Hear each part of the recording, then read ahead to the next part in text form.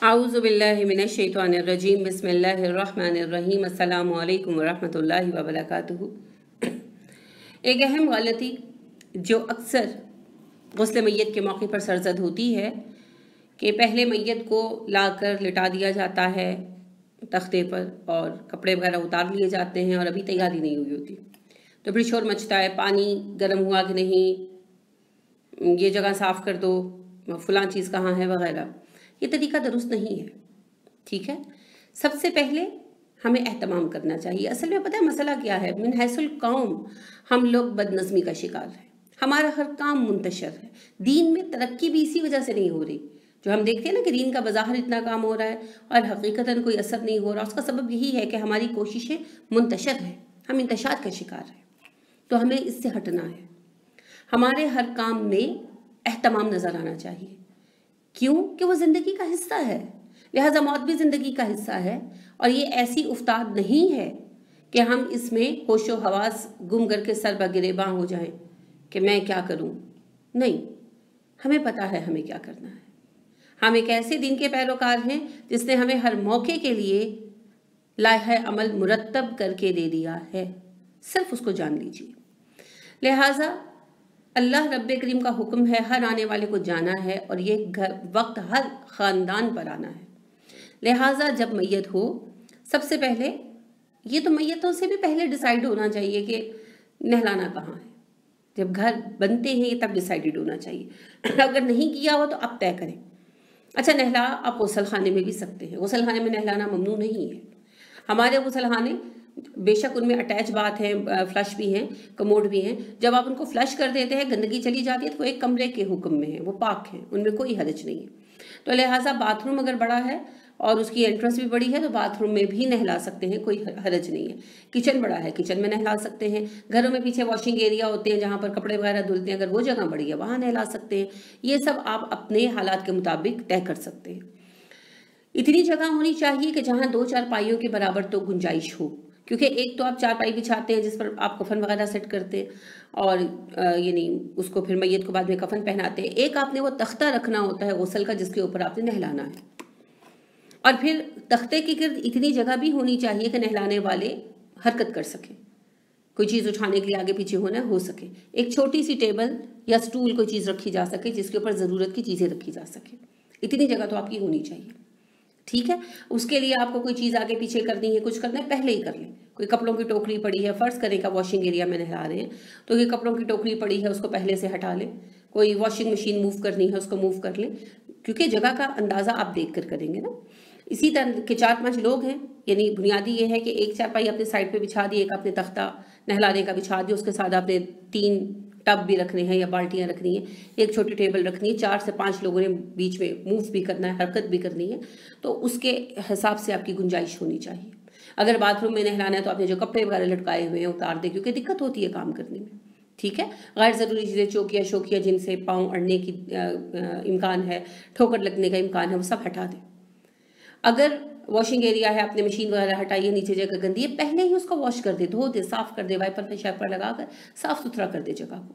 ये सब काम पहले करें। पानी भी पहले तैयार कर लें, यानी आपने ये तय किया है कि 10 बजे नहलाना है तो 9:30 से आप इस एहतमाम में लग जाएं पानी वगैरह के। पानी आप इस्तेमाल कर सकते हैं आम टैप वाटर। ठीक है, इसके लिए नीम गर्म होना शर्त नहीं है। हमारे यहाँ ये तसव्वुर पाया जाता है कि मुर्दे को गर्म ही पानी से नहलाया जाएगा और उसके लिए एक नाम नेहाद हदीस भी सुनाई दी जाती है कि मुर्दे को ठंड लग रही होती है। ये कोई हदीस नहीं है। ठीक है, अगर मौसम सर्द है तो आप पानी गर्म कर सकते हैं और अगर गर्मी है तो आप टैप वाटर से नहलाएं, जिस तरह आप नहाते हैं उसी तरह नहलाएं। असल में पता है गलतफहमी क्यों पैदा हुई, क्योंकि नीम के पत्ते बेरी के पत्ते उबाल कर जो पानी शामिल किया जाता है ना, उसकी वजह से पानी नीम गर्म हो जाता है। तो लोगों ने हमेशा नीम गर्म पानी देखा तो उसे मजहब का हिस्सा समझ लिया और फिर उसके लिए हदीस भी घड़ ली गई। ये बहुत बेवकूफ़ी की बात है। पानी का गर्म या ठंडा होना कोई शरई हैसियत नहीं रखता। आप मौसम के मुताबिक एहतमाम कर सकते हैं। अगर दिसंबर है, जनवरी है तो फिर आप पानी नीम गर्म ही लें, मुनासिब है। और अगर जून जुलाई है तो कोई ज़रूरत नहीं गर्म पानी लेने की। जिस तरह का पानी आप अपने नहाने के लिए इस्तेमाल करते हैं उसी तरह का पानी आप मैयत के नहलाने के लिए भी इस्तेमाल करेंगे। पानी का पाक होना शर्त है, बाकी उसका गर्म ठंडा होना कोई शरई हैसियत नहीं है उसकी। ठीक है, अब आ जाए बेरी के पत्तों पर। बेरी के पत्ते हम बतौर सुन्नत अब इस्तेमाल करते हैं। अहद नबी सल्लल्लाहु अलैहि वसल्लम में ना सिर्फ अरब में बल्कि दुनिया के एक बड़े हिस्से में और उससे भी पहले से ये चला आ रहा था कि बेरी के पत्ते गुस्ल वगैरह के लिए ज़िंदा लोग भी इस्तेमाल करते थे, क्योंकि बेरी के पत्ते एंटीसेप्टिक भी हैं और इनके अंदर कुदरती तौर पर कुछ साबुन की खसूसियात भी पाई जाती हैं। जब आप पानी बॉयल करें तो आप देखेंगे कि उसमें झाग सा आ जाता है, तो वो मैल भी काट देते हैं। तो बेरी के पत्ते तो कपड़ों वगैरह को धोने के लिए भी इस्तेमाल किए जाते थे। और अगर आप याद करें तो बेरी के पत्ते पेटियों में जब माएँ कपड़े रखती थी तो उसमें भी बिखेर देते थे, जिसकी वजह से उनको दीमक नहीं लगता था। क्योंकि बेरी के पत्ते जो है ना वो नेचुरली एंटीसेप्टिक है, तो जख्मों पर भी इनको पीस कर बांध दिया जाए तो जख्म को भी ये हील कर देते हैं, सही कर देते हैं। तो लिहाजा ये इसी वजह से इस्तेमाल होते थे, क्योंकि उस दौर में साबुन मैसर नहीं था। अब उसकी रिप्लेसमेंट हमारे पास साबुन के तौर पर मौजूद है। अब हम उनका इस्तेमाल कतई बतौर सुन्नत करते हैं। तो अगर बेरी के पत्ते मैसर हों तो ज़रूर इस्तेमाल करें, कोई हर्ज नहीं है। लेकिन अगर मैसर ना हो तो मैंने ये देखा है कि मैयत घर में पड़ी है और मैयत के घर वाले दीवानों की तरह ढूंढ रहे हैं, और साथ घर वालों ने ये भी शर्त लगा दी कि कब्रिस्तान की बेरी के पत्ते ना हों। अजीब अजीब बातें। बेरी बेरी है, वो चाहे कब्रिस्तान में हो, चाहे वो बाग में हो, चाहे वो किसी के घर में हो। पहली बात तो ये है कि इससे फ़र्क नहीं पड़ता। दूसरी बात यह है कि अगर बेरी के पत्ते में असर नहीं है तो ये शरई तरीका गुस्ल का हिस्सा नहीं है, ये उस वक्त की एक ज़रूरत थी। अब अगर मिल जाएं आसानी के साथ तो कोई हरज नहीं है, सुन्नत है, अजर होगा। अगर नहीं मिलते तो भी कोई हरज नहीं है, इनकी एक मुस्तहब बात आ जाती है। लिहाजा अगर बेरी के पत्ते में असर हों तो उनको शाख से उतार कर धो लें। धो इसलिए लें कि मिट्टी लगी हुई होती है। फिर उनको छोटी सी देगची में डालकर आप थोड़ा सा पानी डालकर बॉईल कर लें अच्छी तरह, और चूल्हा बंद कर दें। अब आपने जो पानी लेना है वो आपने साफ इस्तेमाल की 3 बाल्टियों में या 3 टब्स में लेना है, जो आपके आम नहाने के टब्स वगैरह हैं। लोग नई बाल्टियां मंगवाते हैं, फिर उनको बाद में घर से निकाल देते हैं। नहीं जी, कोई इसकी ज़रूरत नहीं है, ना नई बाल्टी की ज़रूरत है और ना ही बाल्टी इस्तेमाल करने के बाद ज़ाया करने की ज़रूरत है। बल्कि मैयत के गुस्ल के लिए किसी भी नई चीज़ की ज़रूरत नहीं है। लोग साबुन नया निकालते हैं, कोई ज़रूरत नहीं है। जो आप इस्तेमाल कर रहे हैं वो आप इस्तेमाल कर सकते हैं, सिर्फ पाक होना शर्त है। तो गुस्ल के लिए तो आम भी जो हम बर्तन इस्तेमाल करते हैं वो पाक ही करते हैं, नापाक बर्तन के साथ तो गुस्ल नहीं करते। तो लिहाजा हर पाक बर्तन इस्तेमाल हो सकता है गुस्ल के लिए। हर साबुन शैम्पू जो आप आम इस्तेमाल करते हैं वो आप इस्तेमाल कर सकते हैं, नया खोलने की ज़रूरत नहीं है। अगर किसी सबब से आपने नया खोला, ख़त्म हुआ था, आपने नया साबुन इस्तेमाल कर लिया, ये बाल्टी ही आप नहीं लाए थे, आपने वही रख दी, तो उसको निकाल देने की ज़रूरत नहीं है, डिस्कार्ड करने की ज़रूरत नहीं है। मुसलमान मैयत पाक होती है। अल्लाह के रसूल सल्लल्लाहु अलैहि वसल्लम ने इरशाद फरमाया, तुम्हारी मैयत पाक होती है। ठीक है, तो लिहाजा वो कोई नजस नहीं हो गया, ना ही मैयत कोई चिपक गई है उसके साथ कि आप इस्तेमाल करेंगे तो कोई आप पर मौत आ जाएगी। बीमारी थोड़ी है मौत, मौत तो अल्लाह का हुक्म है, ये तो अल्लाह से मिलाने का जरिया है। ये हिंदुआना तर्ज मुआशरत है, हमें नहीं अपनाना। लिहाजा ना तो नई चीज़ निकालने की ज़रूरत है और ना ही वो चीज़ जो मैयत पर इस्तेमाल की गई हो डिस्कार्ड करने की ज़रूरत है। कोई ज़रूरत नहीं है इसकी। जो चीज़ें इस्तेमाल में है वही इस्तेमाल करें, उन्हें घर में दोबारा इस्तेमाल करें, कोई मसला नहीं आया। ठीक है, लिहाजा जो बाल्टियां नहाने की आप इस्तेमाल करते हैं वो पाक हैं, वो इस्तेमाल होंगी। 3 बाल्टियां या 3 टब आपको चाहिए, उनमें आप पानी भर लें और जो आपने बेरी के पत्तों का पानी बॉईल करके रखा है उसको छान कर सिव करके उन 3 बाल्टियों में थोड़ा थोड़ा डाल दें, तो वो सारा बेरी के पत्तों वाला पानी हो गया। ठीक है, ये आपका पानी तैयार हो गया। आपने जो तख्ता गुस्ल का बिछाना है उसका एक दाहिनी तरफ रख दे बाल्टी, एक बाईं तरफ रख दे और एक बाल्टी साइड में करके रख दे। उस बाल्टी में आपने काफूर मिक्स करना होता है। ठीक है, काफूर की टिक्कियां खोलकर थोड़े से नीम गर्म पानी में उनको आप हल्का सा हिलाएं, चमचे से भी हिला सकते हैं, तो हिलाएं वो फौरन मिक्स हो जाती है, उसको बाकी पानी में मिक्स कर दें। ठीक है, काफूर की टिक्कियां इस तरह पानी में मिक्स कर दें तो ये आपका पानी तैयार हो जाएगा। इसको पहले तैयार करके रखें। तख्ता भी आए तो उसको एक दफ़ा धो लें धोते इसलिए कि मिट्टी वगैरह लगी होती है, तो उसको एक दफ़ा धो लें, तो आपका वो तख्ता भी अब वहाँ रेडी हो गया। एक छोटी टेबल या तपाई या स्टूल कोई चीज़ एक रख लें, उसके ऊपर आप अपनी ज़रूरत की चीज़ें रख लें। जो चीज़ें आपके पास मौजूद होनी चाहिए, एक तो जैसा कि मैंने कहा आपका गुस्ल का पानी तैयार होना चाहिए, बेरी के पत्ते बॉईल करके आपने डाल लिए। उसके अलावा आपके पास साबुन होना चाहिए या शैम्पू होना चाहिए, या यानी बॉडी शैम्पू भी हो सकता है। जो भी चीज़ हो इसमें कोई हरज नहीं है।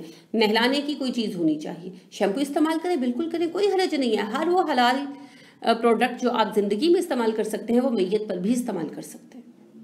ठीक है। तो ये जो कहते हैं ना कि इस्लामी कारखाने का बना हुआ, नहीं, ये कोई शर्त नहीं है। जो चीज़ें बनती हैं, प्रोडक्ट्स बनती हैं, उनके ऊपर लिखा होता है हलाल, ये हलाल हैं, तो वो आप इस्तेमाल कर सकते हैं, वो कहीं की भी मैन्युफैक्चर्ड हो। ठीक है। तो आप जो भी आपके शैम्पू वगैरह हैं, साबुन हैं आम इस्तेमाल का, आप वो साथ रख लें इस्तेमाल के लिए। उसके अलावा ग्लव्स चाहिए होते हैं, सर्जिकल ग्लव्स आम मिल जाते हैं, तो मुनासिब है कि इसकी 6 जोड़ियाँ रख ली जाएँ। बहुत अच्छा रहता है कि कोई फट जाए कुछ तो रिप्लेस करने के लिए 4 तो चाहिए होती हैं, 3 से 4 तो लगती हैं, तो जो है मुनासिब है कि थोड़ी सी 1-2 ज़्यादा रख ली जाए, तो 6 जोड़ियाँ जो हैं, पेयर जो हैं वो ग्लव्स के रख लेने चाहिए। उसके अलावा रुई का पैकेट ज़रूर रखना चाहिए, इसकी ज़रूरत पड़ती है। काफूर की टिक्कियाँ होती हैं, वो आपने पानी में मिला दी, वो आपके पास होनी चाहिए। काफूर के अलावा भी अगर आप चाहें तो कोई खुशबू मिला सकते हैं, कोई पाबंदी नहीं है। ठीक है। लिहाजा बाजुकात होता है ना कि कफन के साथ वर्क के गुलाब की बोतल दे देते हैं, तो आप पानी में मिक्स कर सकते हैं। कफन के ऊपर कुछ नहीं लगाते, आप पानी में जो आपकी तीसरी बाल्टी है जिसमें आपने काफूर मिक्स किया है उसमें आप डाल सकते हैं। उसके अलावा अगर आप कोई खुशबू डालना चाहते हैं, जैसे किसी के पास ऊद है वो डालना चाहता है, तो कोई हरज नहीं, आप उसमें 1 कतरा डाल सकते हैं, लेकिन वो उसी पानी में डाला जाएगा, कफन के ऊपर सेल्फ कुछ नहीं लगाया जाता। तीसरी बाल्टी, 2 बाल्टियों में नहीं डाला जाता, 2 बाल्टियां जो दाएं और बाएं पड़ी हैं तख्ते के, उनमें सिर्फ बेरी वाला पानी मिक्स किया जाएगा। जो तीसरी बाल्टी या टब आपने अलग रखा है उसके अंदर आपने बेरी का पानी भी डाला, उसमें आपने काफूर की टिक्कियां भी मिक्स की। अगर आपके पास सबके गुलाब है और आप डालना चाहते हैं, ज़रूरत नहीं है, लेकिन अगर आप डालना चाहते हैं तो हरज भी नहीं है, आप डाल सकते हैं। इसी तरह ऊद या कोई और खुशबू है, खुशबू यानी इत्र, आप डालना चाहते हैं, आपका दिल चाह रहा है तो आप डाल सकते हैं, पाबंदी भी नहीं है, लेकिन कोई हुक्म भी नहीं है। इनके ना मुमानियत है ना हुक्म है, आपकी मर्जी है। उसके अलावा आपके पास तौलिए होने चाहिए 2-3, नए निकालने की ज़रूरत नहीं है। जो आपके इस्तेमाल के तौलिए हैं, धुले हुए साफ सुथरे पड़े हों, वो आप निकाल कर इस्तेमाल कर सकते हैं और बाद में भी उसे इस्तेमाल कीजिए। उसके अलावा आपके पास ऊपर डालने के लिए चादरें होनी चाहिए, कलट कॉटन की, जैसा कि मैंने अर्ज़ किया कि इसके लिए बेहतरीन जो है बेडशीट्स रहती हैं, तो आप बेडशीट्स रख सकते हैं, 3 रख लें एहतियातन, इस्तेमाल तो 2 होती हैं लेकिन तीसरी एहतियातन साथ रख लें। और अगर आपके पास कोई और चादरें हैं तो वो भी आप रख सकते हैं, कोई नई मंगवाने की ज़रूरत नहीं है। कैंची होनी चाहिए क्योंकि ज़रूरत पड़ जाती है, और कफन आपका तैयार पड़ा हुआ पिछा हुआ होना चाहिए। उसकी तफसील क्या है वो इंशाल्लाह कफन की तरतीब के लेक्चर में मैं अलहदा से बयान करूंगी। अलबत्ता ये जहन में रखिए कि मैयत को लाकर नहलाने के तैयार करने से पहले जो है कफन भी आपका तरतीब के साथ रखा हुआ होना चाहिए। ठीक है। वो फिर तरतीब क्या है वो फिर तफसील से उस पर बात होगी। तो इस तरह आपका एहतमाम हो जाएगा सारा गस्ल मैयत का। ठीक है। उसके बाद कफन बिछाने के बाद ये सब कुछ करके आप कफन बिछाएंगे, कफन बिछा कर आप लेकर आएंगे मैयत को।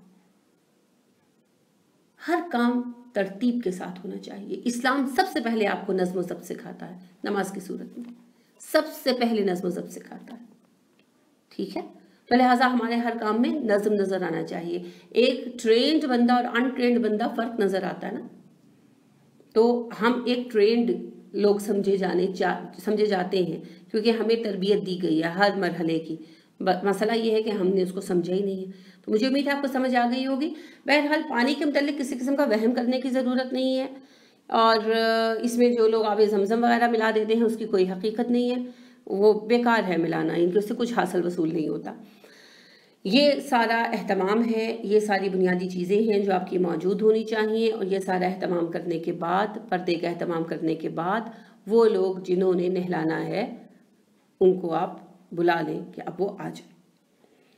तो इसके बाद अगला हिस्सा जो है वो कफन की तरतीब के मुतालिक है, जिसे हम अलहदा से डिस्कस करेंगे। उम्मीद है आपको समझ आ गई होगी। कोई बात पूछना हो तो ज़रूर पूछिए। सुब्हानकल्लाहुम्मा व बिहम्दिका व नशहदु अल्ला इलाहा इल्ला अंता व नस्तगफिरुका व नतूबु इलैक। अस्सलामु अलैकुम व रहमतुल्लाहि व बरकातुहू।